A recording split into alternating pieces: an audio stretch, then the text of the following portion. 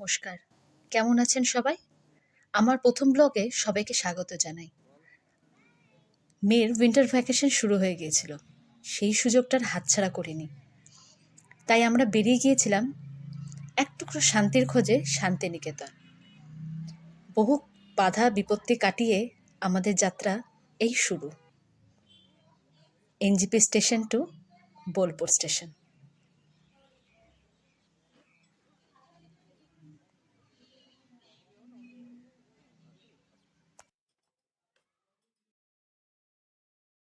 আমরা যেখানে ছিলাম সেটা শহর থেকে অনেকটা ভেতরে, বলতে গেলে প্রকৃতির মাঝে। যাই হোক, এরপর বেরিয়ে গিয়েছিলাম শান্তিনিকেতন ভ্রমণে। এখানে ঘোরার একটাই অপশন, টোটো। আমরাও টোটো রিজার্ভ করেই বেরিয়ে গিয়েছিলাম শান্তিনিকেতন ক্যাম্পাস ঘুরতে। বর্তমানে ক্যাম্পাসে প্রবেশ নিষিদ্ধ, তবে বসন্ত উৎসবের পর ক্যাম্পাস খুলে দেওয়ার কথা রয়েছে। যাই হোক, দুধের স্বাদ ঘোলে মিটিয়েই আমরা ক্যাম্পাস ভ্রমণ করলাম। এরপর পৌঁছে গিয়েছিলাম মিউজিয়াম। রবীন্দ্রনাথকে যদি সত্যি জানতে ইচ্ছে করে তবে মিউজিয়াম দর্শন একান্তই আবশ্যক। সেখানে দেখার প্রচুর জিনিস রয়েছে। এই জিনিসগুলো যেন কবিগুরুকে আরও কাছে এনে দেয়। বাঙালি হয়ে যদি শান্তিনিকেতন ভ্রমণ না করা যায় তবে কেমন যেন বাঙালি হওয়াটাই বৃথা মনে হয়। তাই একবার হলেও শান্তিনিকেতন ভ্রমণ বাঙালির প্রয়োজন।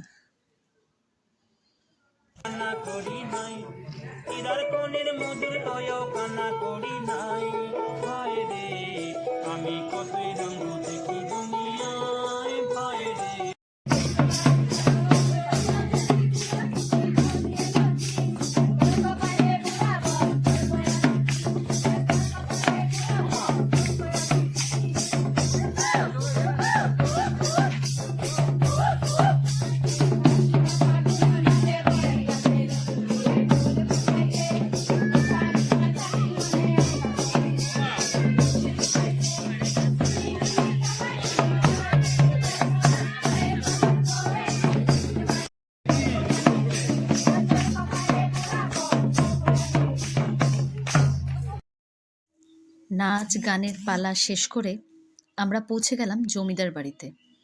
এই সেই জমিদার বাড়ি যেখান থেকে নাকি শান্তিনিকেতনে জমি কেনা হয়েছিল। একসময় কতই না হই হুল্লোড় ছিল এই জমিদার বাড়িতে। আজ সব চুপ, নিস্তব্ধ। এরপর পৌঁছে গেলাম আমরা ভুরিভোজে, শান্তিনিকেতনের বিখ্যাত হেসেল ঘরে। লাঞ্চটা সেরেই আমাদের শেষ ডেস্টিনেশন ছিল সোনাঝুরি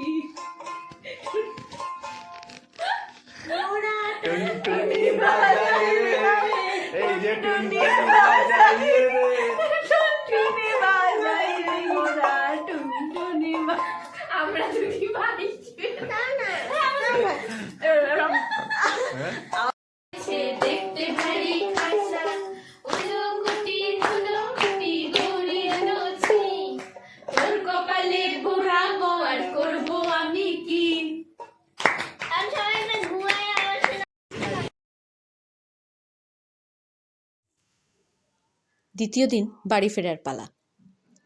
তাই আমরা লাগেজ নিয়ে বেরিয়ে পড়েছিলাম, কারণ তখনও আমাদের 2টো স্পট দেখা বাকি ছিল। তাই মাঝপথে খেজুরের রস খেয়ে ও সামনেই এক অথেন্টিক বাঙালি রেস্টুরেন্টে লাঞ্চটা সেরে নিয়েছিলাম। অসাধারণ সুন্দর জায়গা ছিল, আর সেখানকার খাবারও ছিল অতুলনীয়। দেখেই বুঝতে পারছেন। তারপর মায়ের দর্শনে বেরিয়ে গিয়েছিলাম। খুব কষ্ট করে মায়ের সামান্য দর্শন পেয়েছিলাম সেখানে। সামনেই ছিল কোপাই নদী। কোপাই নদী দেখেই আমরা বেরিয়ে গিয়েছিলাম আদিবাসী গ্রামের উদ্দেশ্যে।